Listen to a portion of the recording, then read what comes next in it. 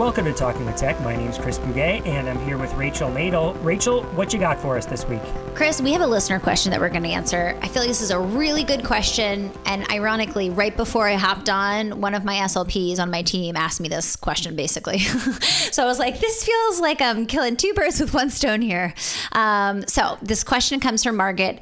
She says, my student is very tech savvy and knows how to add words to his AAC device. However, he gets stuck in this behavior of scrolling through his pages and adding random words. Any suggestions to decrease this behavior? Yeah, so let's start. Since your therapist just asked questions, said they have a similar situation, what did you suggest? Well, there's a few things that I want to kind of highlight here with this question. So this idea of adding random words, I guess the question becomes, are they random? Right. So that's what is the least? Yeah. Like the least dangerous assumption is they're not random. Now, I have worked with students who are adding the same button over and over again. So it's kind of like anytime we have this peculiar behavior, I feel like the best approach is to get really curious. And we already mentioned the least dangerous assumption, but to really just assume that it's purposeful and meaningful, and we need to get to the bottom of what's going on here. I feel like that's the least dangerous assumption, is to really believe that this is not random. There's some type of intention here. Now, let's dive into what that intention could be. When I hear that he's super tech savvy and knows how to add words to his AAC device, I'm like, yes, that's awesome. Like, woohoo. Like, we have a student who can add words, who has literacy skills. Great. My first question would be, what's happening in this classroom for the student? He's tech savvy. He has literacy. Is he being challenged enough? Have we worked on literacy with him? How can we expand what he's doing? How can we take this act of typing in words into his AAC, look at the words that he's typing, and then create literacy opportunities around those words so that he can have the ability to learn how to expand and grow and write, basically. Because it sounds like he has this kind of skill of adding words and gets really excited. How can we take it outside of the AAC and create opportunities for him to learn how to write using those words? Could be he likes the image. So how can we create some type of story with images or pictures or symbols or whatever, taking basically the elements of what the student's doing and then trying to create another learning opportunity around it. Mm-hmm. So again, least dangerous assumption is that it's purposeful to him. And so we need to teach him how he can be purposeful to others and have a shared meaning with other people. Sort of just saying, hey, we don't understand why you're doing this, right? Could you share it in a different way? And I know that sounds really simplistic, but always lean on the idea of educating. So least dangerous assumption, then we're going to educate you about a different way you could do that. And that could be through here, clearly, sharing stories and sharing words. He sounds like he's reading, so we could even have some reading component about, here's where I add words, and this is, if I add words in this place, then it might be confusing, I might not remember, but if I add it here, then it makes more sense, and you can have a whole story that you write about this. And if you're not sure how to write that story, generative AI is your friend. Chris, I was literally just going to say, we just did an episode on Microsoft Reading Coach, and I feel like what an awesome opportunity to start building out literacy and writing for this student and have the text to speech, because it seems like that's a component of this he really likes. He likes to add something into a button and then probably touch that button and hit the button and listen to the word. So that's something that text to speech can do. He likes the image maybe of the symbol. He likes going through and scanning through what image is he going to select. How again can we create opportunities outside of the AAC to show him other ways to do these types of activities?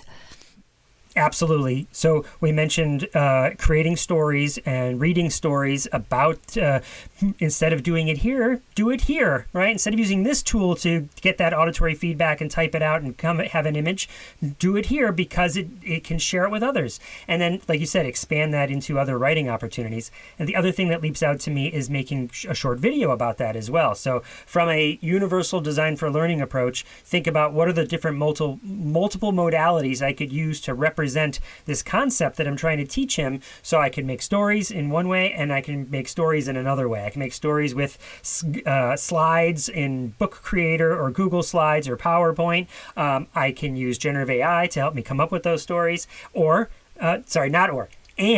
and I could make a little short video of here's why you want to do that and here's how you do that, and share in these multiple formats. Mm-hmm. One other thing I'll add, because sometimes students are adding the same word over and over again. So I've had students who just like love a word and they just like keep adding it. And it does become tricky because, all of a sudden you go to their home screen and it's like all of these other words and now it's scrolling and, it can be problematic. Creating, again, learning experiences around, we already have that word. Let's search to see if we have the word. We already have it. We don't need to add it again. We can write about it. We can talk about it, but we don't need to add it again. So like really teaching students around the fact that you can search before you add a word, you can search. I'm also just, while we're on the topic, a really big fan of adding some type of button or phrase that says, it's not in here, like I need this word, because so often our students who don't have literacy skills yet are kind of scrolling and they're stuck. They have an idea, but they can't find the word or it's not in there. And then they don't have any way to express that. And they usually have to find a word that's kind of similar, and then it becomes this kind of detective game. So having that and teaching students as part of that process to say, it's not in here, I need to add a word, right? That communication can be really powerful for students, especially if they don't have the literacy skills yet. Yeah, that can be really modeled by the communication partner when you do the thing when you're like, I'm not sure where that word is. And before I again, do it like a think aloud. All right, I'm going to go search for it. Oh, it's not in here. But so you then show how you would say that on the communication device and then flip over the keyboard and start typing it out. Mm-hmm. Yep, exactly. And I have done that with some of my clients, and they get really good at being like, it's not in here. And then it's like, they're saying that all day. And I'm like, why are all these words not in there? Like, hey, like we need to add these things. And then again, it transitions very nicely into a literacy opportunity as well for students who, again, are not literate yet. It's not in here. Let's talk about what letter it starts with. It starts with the letter P. That says P. And we're like going through that whole learning process as we're helping students learn how to add buttons. And so kind of circling full picture back to this question, I'm really excited. This is such a great skill that this student has. And so I feel like celebrating it. And, Margaret, you have the opportunity to kind of reframe this for the team, because I'm sure everyone's coming to you like, he's just adding random words and he just keeps adding buttons and it's just, look at this home screen, it's crazy, And it's like, we have the opportunity to respond to that and say, I'm so happy to hear that he is adding new words. Like, that's a great skill that, many of my students using AAC don't even have that skill yet. We have the opportunity to reframe some of these things with the teams that we're on. And then, of course, figure out ways to kind of solve these problems and, move forward in a way that makes sense. But I feel like our reaction to when people come to us and say, like, so-and-so is doing this or is not doing this, that reaction can make all the difference in the world. Absolutely. It sets the tone and the mindset and can really change someone's mindset through the words that we use. All right, Rachel, sounds like this student accesses the device. Well, we don't know. She didn't really explain how he accesses it. I'm sort of making an assumption that it's through direct select, but it might not be. It might be through eye gaze. It might be through using switches. It would be great if we talked to somebody about alternative access modalities. Do you got anybody for us? You know what, Chris? It's perfect because I had the pleasure of interviewing Heidi Rabe all about alternative access.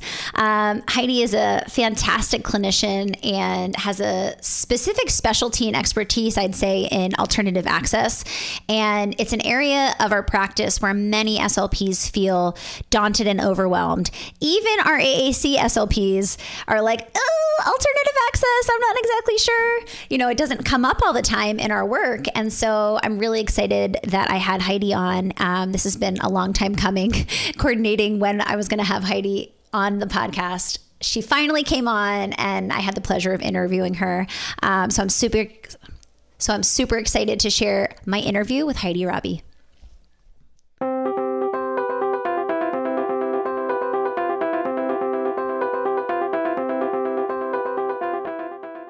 If you enjoy Talking with Tech, we could use your help in spreading the word about the podcast. Please take a moment to leave us a review on iTunes. The more positive reviews the podcast gets, the easier it becomes for others to find it. The more people who find the podcast, the more the word spreads about how to effectively consider and implement AAC. And who doesn't want that? If that sounds good to you, please take a moment and give the podcast a quick review. We'd so very much appreciate it. Now, let's get back into the episode.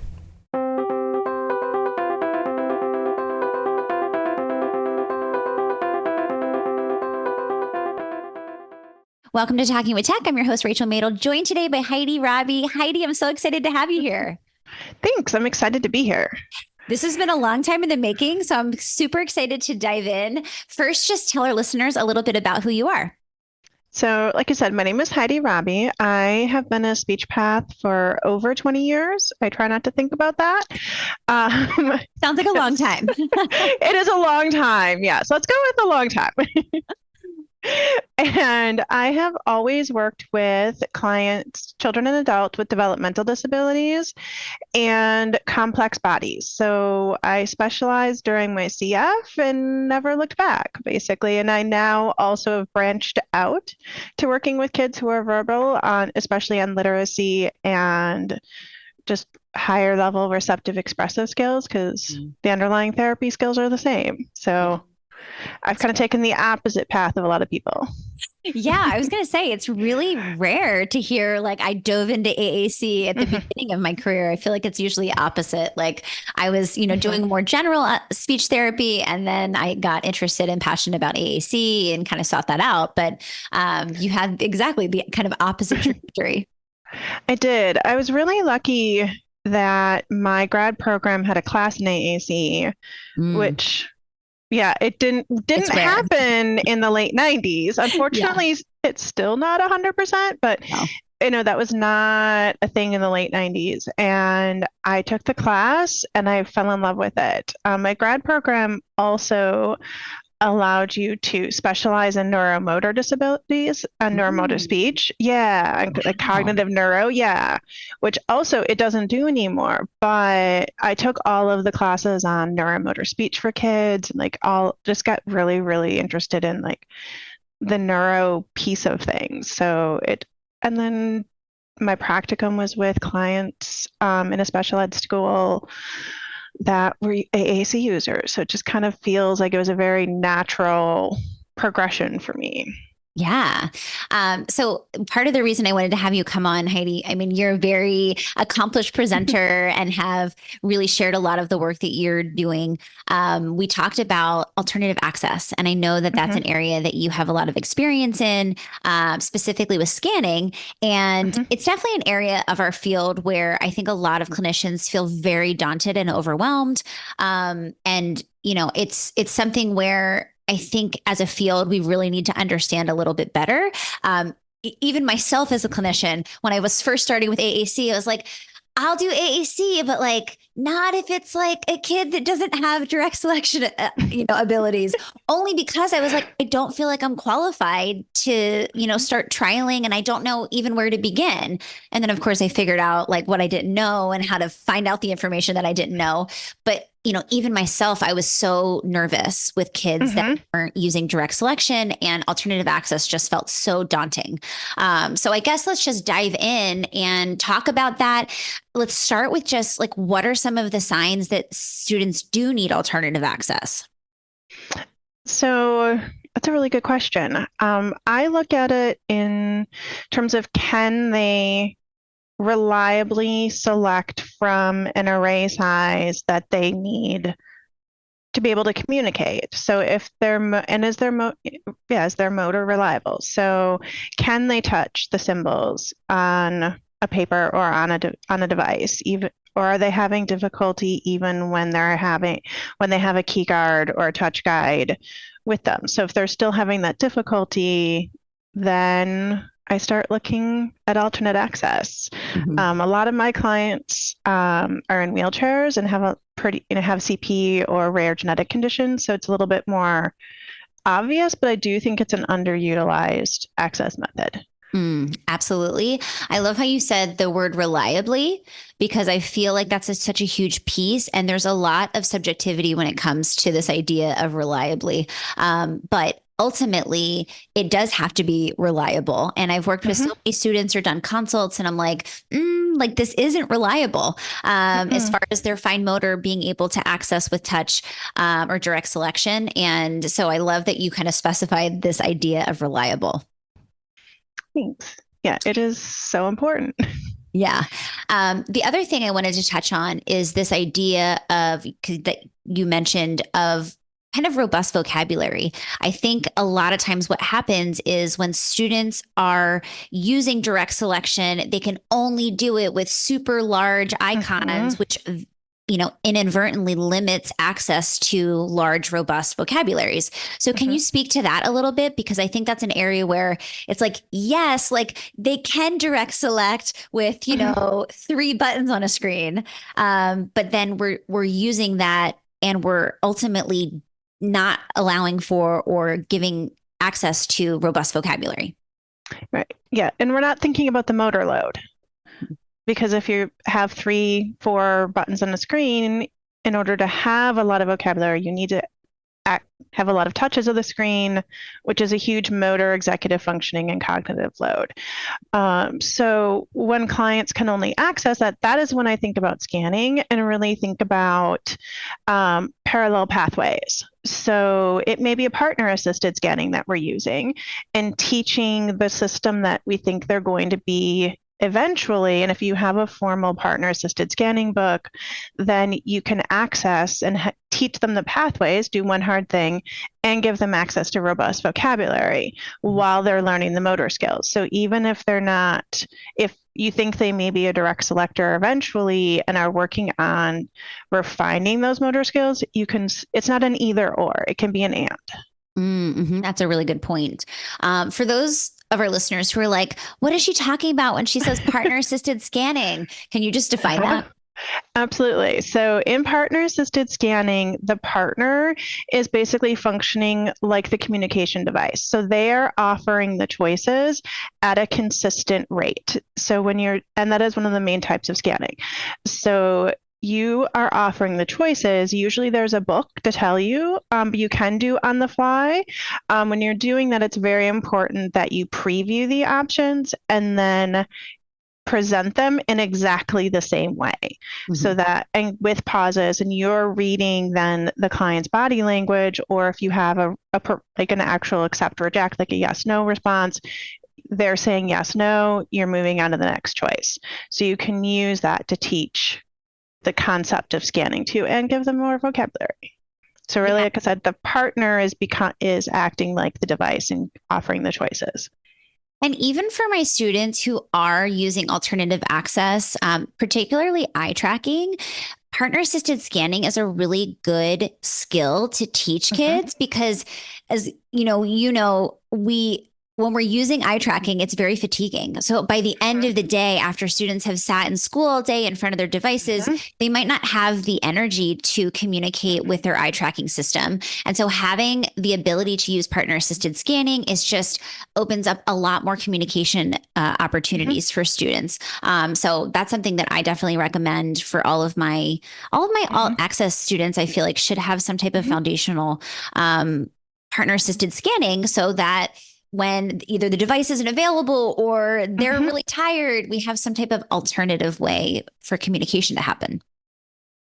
Absolutely. And even just in general, like we offer, it can be as simple, like as teachers saying, hey, do you want to do art, math, or science first?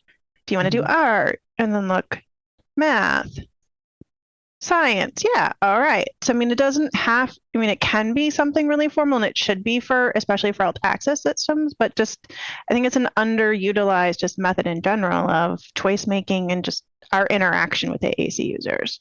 And that's a really good example of how you can offer choices. The reason that the visual is super important is because you want the order to be in the same way every time. And so like I've worked with teams and they're like, well, he has really severe vision impairment, so he's not even looking. I'm like, it's not even for him. It's for the communication partners, because when you have to anticipate as a AAC user using scanning, you have to know what to anticipate. And the more you hear the same options in the same way, you're able to then anticipate. And so, as that example, having, a paper-based board that has those, subjects on it so that the teacher can remember to kind of present it in the same way every time is just a really useful kind of addition.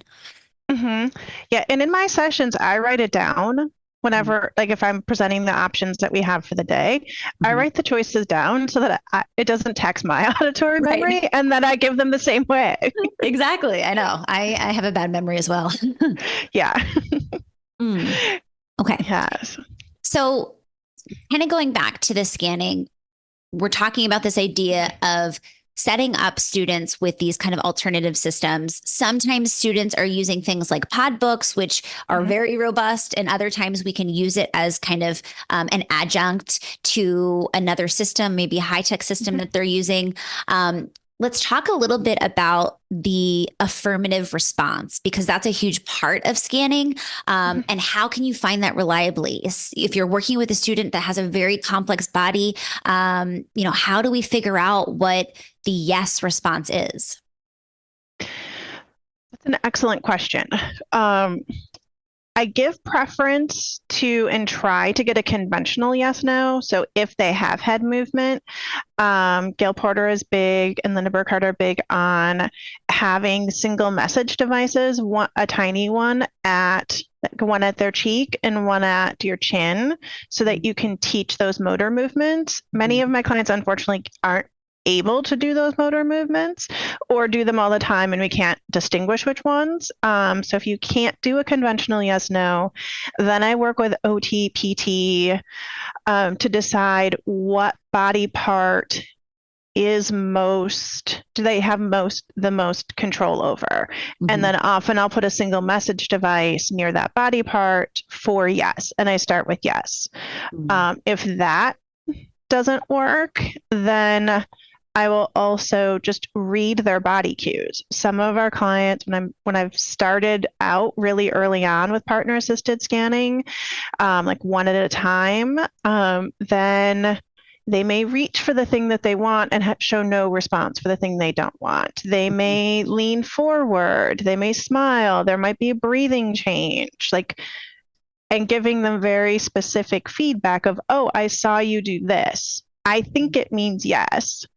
Go with the thing, and then again, watch their responses. So if there's a negative response, then you can work to repair that communication breakdown and try it again.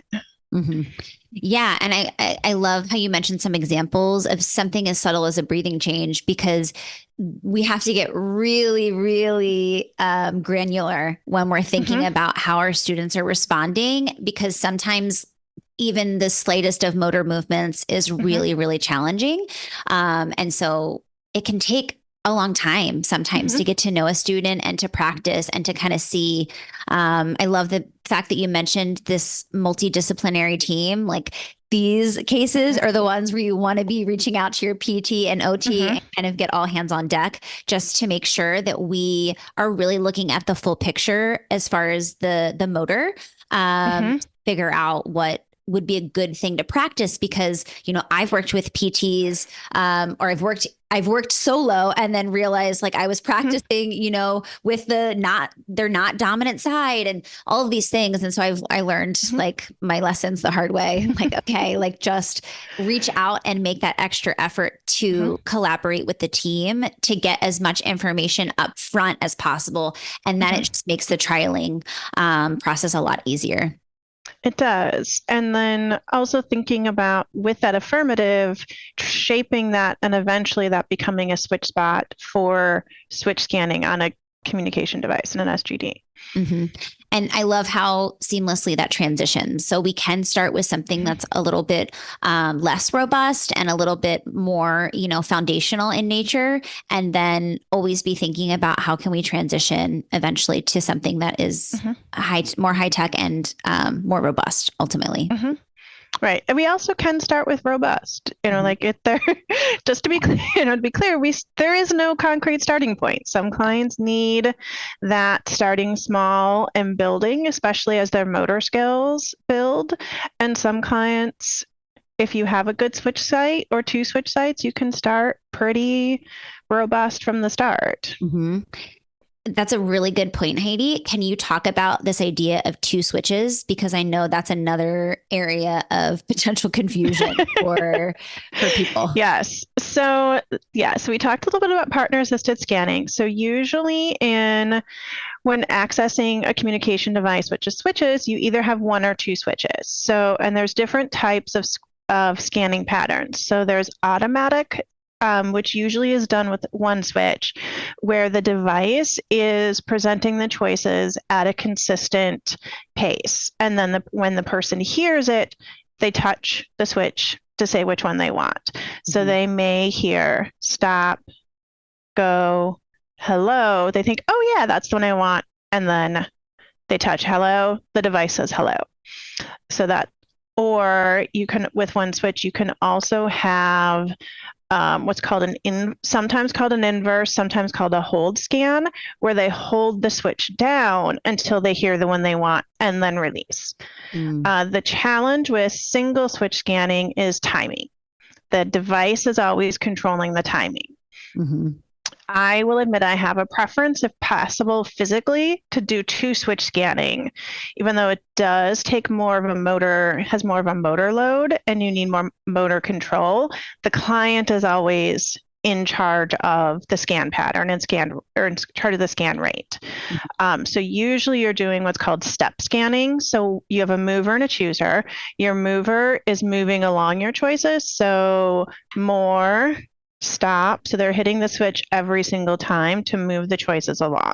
So they can stop and think if they need to. If they're distracted to want to say something else, then they can come back to the message. So, which happens a lot with my clients, but they're in control of the pace. And then when they hear the one they want, they select it or choose it with the chooser or select or second switch.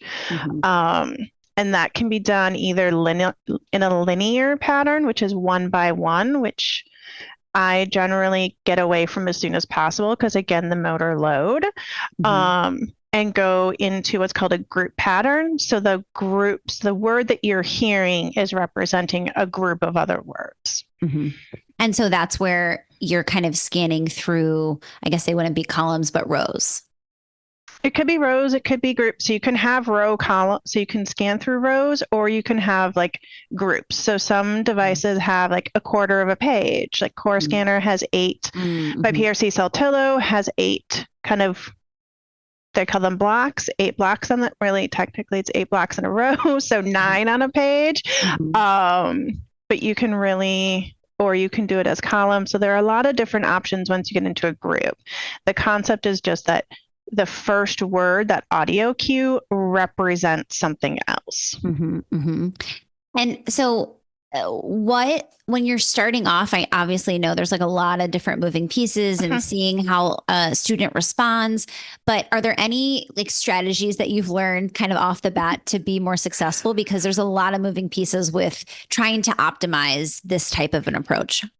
Yeah. So really parallel pathways or parallel programming. So we talked about having both the partner assisted scanning and the motor, the communication device, or having just practice in scanning with low cognitive effort while you're learning. So that whole concept of do one hard thing. And the hard thing is either the motor or the language, not both. So separate the 2 out at the beginning stages. Can we dive into that a little bit more? Because I totally hear you. I feel like it if we're asking students to practice language that they're not super familiar with yet, and on top of that, add a motor component, we're not likely to be successful. So, No. Would your recommendation be kind of assessing language wise what is familiar or more practiced, at least receptively, and then using language, and maybe there's like a concrete versus abstract nature, meaning like, are you using more nouns that are more concrete and maybe easier to use language wise? Like, tell me a little bit more about your thought process there. So honestly, I generally start with pragmatic functions and make sure all the pragmatic functions are there from the beginning, because that's the big start of robust language. So there do tend to be nouns, but I do a lot of actions and a lot of social commenting and protesting and rejecting in sessions. So I tend to take more of a pragmatic approach than a grammar class approach. Okay. Got it. And are you focusing on one specific phrase or word, or like, what does that look like? So very early on, I tend to model or demonstrate for using it myself, and then doing a lot of mapping, or what some in the field call responsive or responsive language input. So I'm seeing their body looking really happy. I'm going through and using the system myself to comment on what I think their body is saying. So they're using behavioral non-symbolic means. I'm mapping that language onto the situation with the symbolic means. So I'm using it entirely myself, and looking, kind of going back to your question, like talking about affirmative responses, looking for a sign that they have something to say. And then I'll comment, oh, it looks like you have something to say. And I will start the scanning. Okay. Or if they're learning their SGD, then giving them time to play. And it's a lot of errorless. Just attributing meaning to what they're saying. Exactly. Got it. Okay. Yeah. But I tend to be more of a, kind of top down language teacher or, so then bottom up. So I want all of those functions as much as we can from the start. If that's overwhelming for families, then I'll narrow it down. But we don't know what someone else wants to say and can't predict what type of communicator they're going to be, really. Like, and a lot of my kids, as soon as I add social vocabulary in, they start flying with it. Like my clients are sassy, and I love it, and I embrace it. And like, it's an ongoing joke in my practice that we have sassy clients. Yeah, I mean, exactly. And I think that if we're thinking through the pragmatic functions, especially if we're working with students who are socially motivated, then we're really covering all our bases as far as making sure that we have the different kind of branches pragmatically covered. Exactly. So that they can protest, they can say something is wrong, which are honestly the most common things that a lot of my clients start with. Or they can say go, to have things go again. Like that's how that's how my clients anyway have gotten the power of language. Yeah. And finding things that are super motivating obviously is key, and engaging. Exactly. Like that. Right. Okay. So just kind of circling back to this idea of language. So you're doing a lot of aided language input for the different pragmatic functions or branches. And then once you start to see kind of an affirmative response, then you're kind of narrowing in and targeting that specific thing based off of what the student has then showed you. And then you're kind of practicing that language with the motor aspect. Or once they get to the motor. So oftentimes I'm providing the language input and stimulation with the partner assisted scanning. So like at the start, like I said, we're separating the two. And then they may be playing switch games on an iPad, for example, or maybe making a switch toy go. So they're depending on where they're at in their understanding of like understanding of switches and that progression. Okay. And then so, go ahead. Once they understand the function of switches, and that switches can different switches can control different things, that's where I start jumping into like learning to switch scanning and play. Mm-hmm, mm-hmm. What kinds of and so what I'm hearing you say is focusing on the motor practice, which I think is so I think it's so misunderstood that like these motor practices are so important. And if we just jump to language, like we haven't practiced the motor. And so playing games and things like that are really engaging and motivating for students is a really great way to practice the motor. Yes, exactly. I have also been taught that motor, so looking at what is kind of the bottleneck, and for many of my clients, especially those using scanning, motor is most often the biggest bottleneck. So working on that separately in play, because we learn better through play, and then language as well. So again, it's all that parallel pathways. And focusing on things that are engaging and motivating, like play. Exactly. I play all day. I love it. That's what we should all be saying as pediatric SLPs, right? Exactly. Okay, awesome. So I'm trying to think of like where I want to go next. I feel like there's so many questions and I feel like we are just kind of skimming the surface here, but I'm trying to ask questions to get the information for people who are just like beginning and trying to understand how they can start using this and being successful with this. I guess one question that comes to mind is where do you think most clinicians kind of get stuck, or like what is one area where you're like, maybe you come in and do a consult with another team and you're like, oh, like here's like an aha thing that I can teach. I think part of it is expecting language production too soon and not separating out the motor and the language piece. Not being consistent. These things can take a lot of time. So we see subtle results and big results over time, but it takes a long time to get that motor control.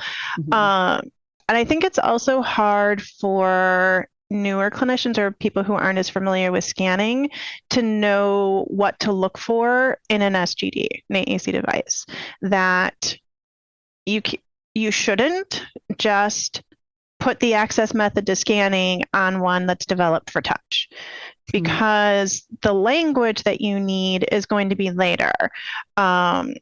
So really looking at and learning how to look for devices that are optimized for scanning.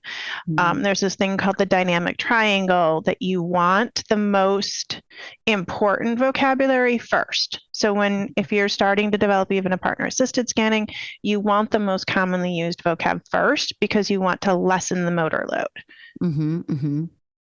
And is that specific to the student, or that's just generally speaking, like high frequency core language that you would start with most students? So do you mean in terms of like what to prioritize? Yeah. So what to prioritize, I mean, I do generally prioritize core, but there are things student specific. And I do find that kids with physical disabilities, a lot of mine are medically complex as well. So the something is wrong, I need help, those tend to get bumped up for my clients, especially in the partner assisted setups, because that's what they need to be able to communicate often, because unfortunately they have a lot of pain. Yeah. Absolutely. And I feel like that self-advocacy piece is so important. And it's oftentimes what parents want the most is like to understand what's happening, because these kids are in and out of the hospital sometimes and have all types of kind of medical complications too. And so being able to communicate about your body and what's happening inside of it and what you need and all of those things become really, really important. Yeah. And there are some systems that are developed or were rearranged. I don't know of any that are specifically developed for scanners, but Unity has some that are rearranged for scanning. Different people in the field have different opinions on it. But there's a Unity 84 arranged for scanning. Grid has some arrangements specifically for scanning. TD Dynavox has some specifically for scanning. WordPower has a couple specifically for scanners too. So starting by looking for and thinking about, was this developed for a scanner, and then customizing for your specific client or student. That's a really good point, because I feel like what happens is we kind of start with a system and we're trying to get direct selection sometimes. And then we're like, well, I guess we'll just try scanning, but we're doing it on the same system, or we're just changing the grid size a little bit.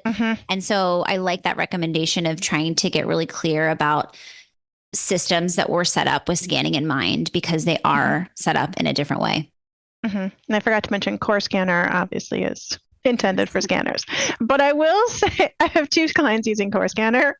I will I do like the system a lot, but the nouns are really hard to get to. So I've moved them into the second block to make it easier, because they're really amazing at descriptive teaching or descriptive language. But I've actually had to teach nouns for the first time in my career. Yeah. Well, sometimes kids are very clear and specific about the specific thing that they want, and so it does become important. It's not all core. I mean, we know the importance of core, but it's also nouns too. Exactly. But one of my clients is go up fast to talk about an airplane, because airplane motorically is harder to get to. Absolutely. And go and up and fast are all easier to get to, and they're more automatic words, but which I love. It's a great descriptive teaching, but yeah. But I kind of also want them to say airplane. Yes, exactly. And also with a communication partner like you who understands descriptive teaching, you can kind of put that puzzle together. Someone else is going to be like, what? Not understanding this idea of these 3 core words actually representing airplane. Exactly. Yeah. So as long as we're running that. Sorry, go ahead. No, go ahead. I was saying, so as long as we're mindful of the vocabulary and just how we're teaching, it really with scanning has taught me how much the language system and the organization of the language system influences the words that clients use. As I'm saying this, of course it's obvious, and there's a whole social science or discipline researching this. And I know I've seen TED Talks on how just language in general influences how we think and the words we use, because those are the words we have. But in AAC in general, and scanning specifically, the words that that they have easier access to become the words that are more frequent. So really thinking about how that's going to impact down the road.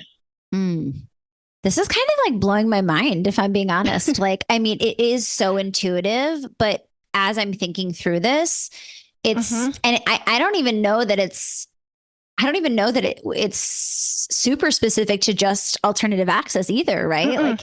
I see this with students who are using direct selection. It's well, it's way easier for me to just say eat instead of to specify what I want to eat, even when the opportunity presents itself. So I'm just going to kind of go with what I know, or I'm just going to kind of go with what was taught first, right? So it does make it really important for us clinicians to really think strategically about the words we are introducing and the order in which we're introducing them, so that we can really kind of get the most bang for our buck, knowing that these are the words that are going to be used more often and more frequently. So yeah, this is again, it's blowing my mind a little bit. Yeah, these are the deep thoughts I have about AAC. This is what Heidi thinks about before she goes to bed at night. Exactly. Oh, no, but it's so true. And it's just I think we're kind of we'll just kind of get started. And I think vocabulary selection, that could be a whole nother podcast. I get questions. Just today, I got a question from a clinician who's I just got a kid started on LAMP. What do you think I should start with as far as vocabulary? And I'm how am I supposed to answer that? Okay, I have 25 questions about the kid. I have it's so complex, and there's so many different factors to consider, but it is so important when we know, with all kids who are AAC users, how long it could take to learn one word or phrase. And then to think about the alternative access users who have such, challenges at times with motor. and the timing and all the things, like it could be even more, it could be even more hours they need to actually learn a word. So we need to be really strategic about the words that we're selecting and teaching. Yes. And that's teaching them but it's also teaching them what we think is important too. So like being mindful of our own biases put in there. Totally. It's like another great point of we don't actually know what kids want to say. And it's our best guess at the language that we model based on the reactions that we're kind of gleaning from them. But like being really cognizant, because I've definitely been in teams where I'm just like, why are we teaching this? Like, is this what this kid really wants to say? It's just like really always thinking through the lens of what does this student actually want to communicate, and being cognizant of our own biases, I feel like is, really important. Yeah. And reminding ourselves that one of the goals is autonomy, being able to say what you want to say, to who you want to say, how you want to say it, when you want to say it. Like that really, I know Asha says snug, but to me, autonomy is really the goal. Absolutely. And I think that it can feel a little tricky to teach autonomous communication, when students have, such complex bodies. Is there a way that, especially for a student who's using partner assisted scanning, like, let's talk about that for a second. Just because we oftentimes think of independent as synonymous with autonomous, and it's really not, right? Like with partner assisted scanning, you're not necessarily independent because you need a partner, but you can absolutely be autonomous. So can you kind of talk about that distinction and some things to think about? Yeah, absolutely.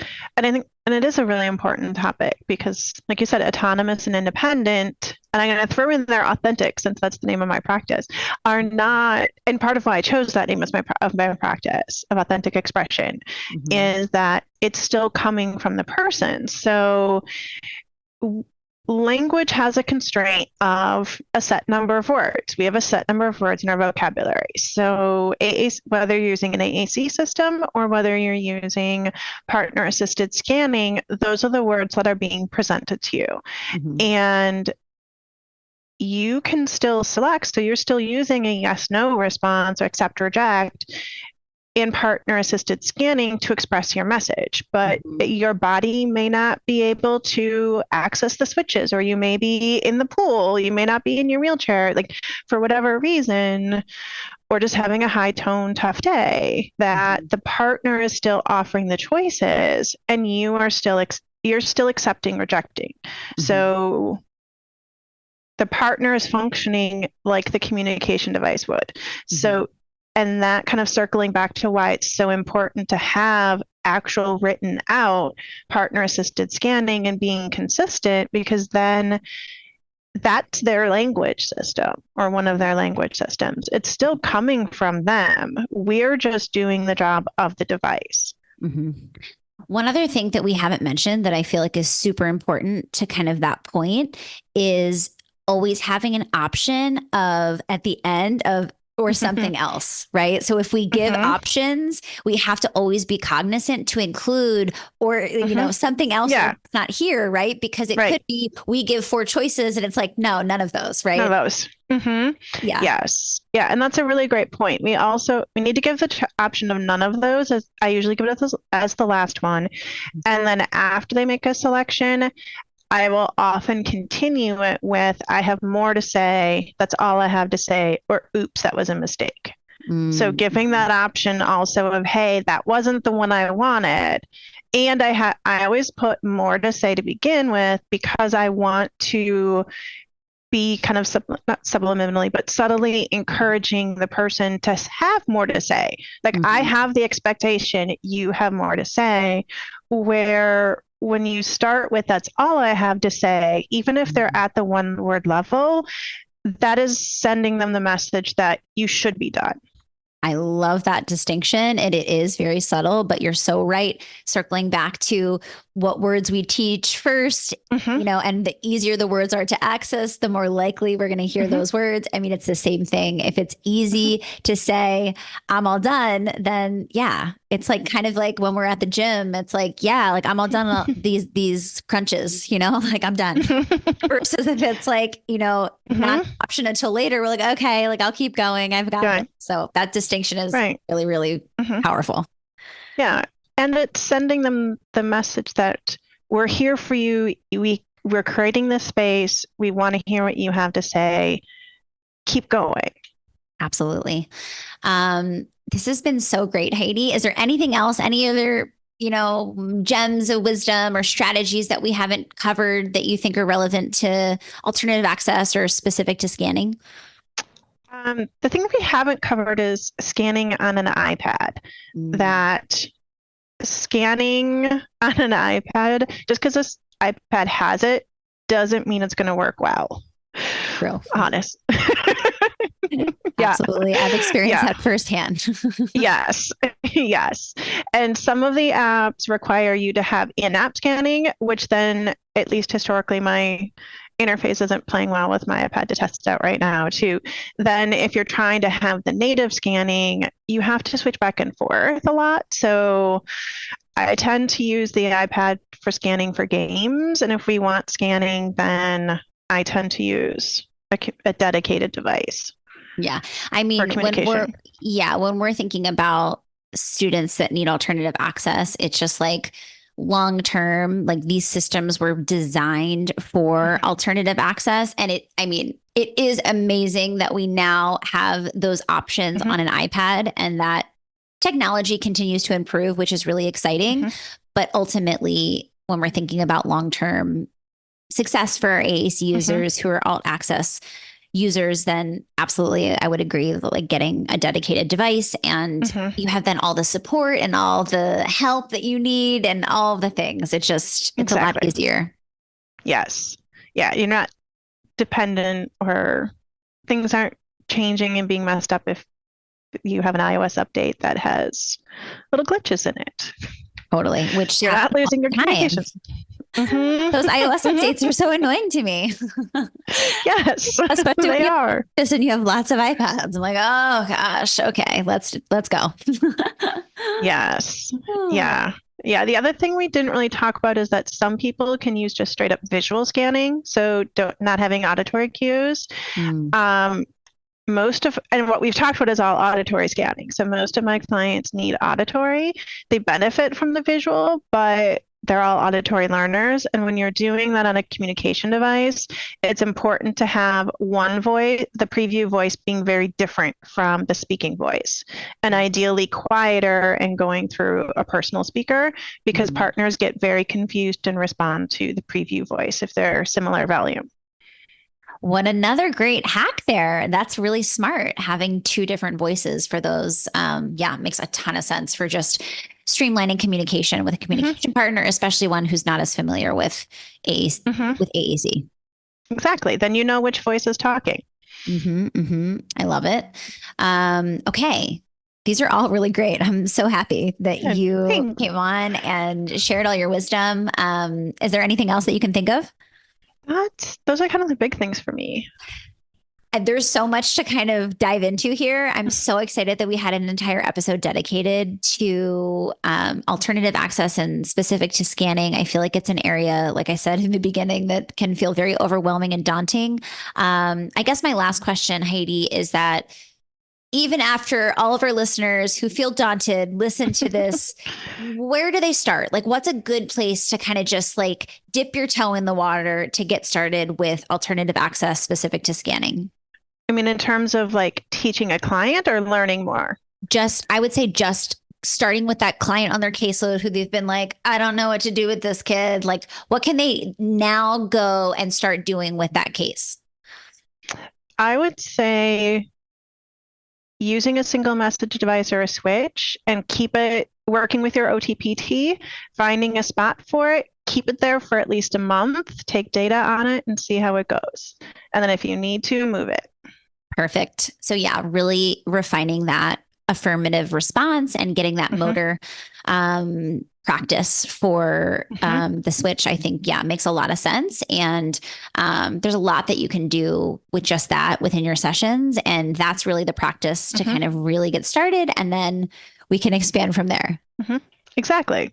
Yeah, I'm a really big believer in getting good at one thing and then kind of expanding, because otherwise you just feel like, there's so many things to do and I don't know where to start. And it's like, just get really good at one thing. And that feels like a really good thing to get good at. Exactly. And one hard thing at a time for us and for our clients and students. Totally. Amazing. Heidi, thank you so much for coming on and sharing all of your wisdom. I'm so excited to share this episode and just really appreciate you coming on, making the time and sharing all that you've learned over the years. Thank you. I'm happy to talk about scanning anytime. I love it. Well, I'm sure we can have you on. We can dive in even deeper. I feel like I've learned so much too. So thank you again for coming on. I'm really excited to share this episode. Thanks so much for having me. For Talking with Tech, I'm Rachel Madel, joined by Heidi Rabe. Thank you guys so much for listening, and we'll talk to you next week.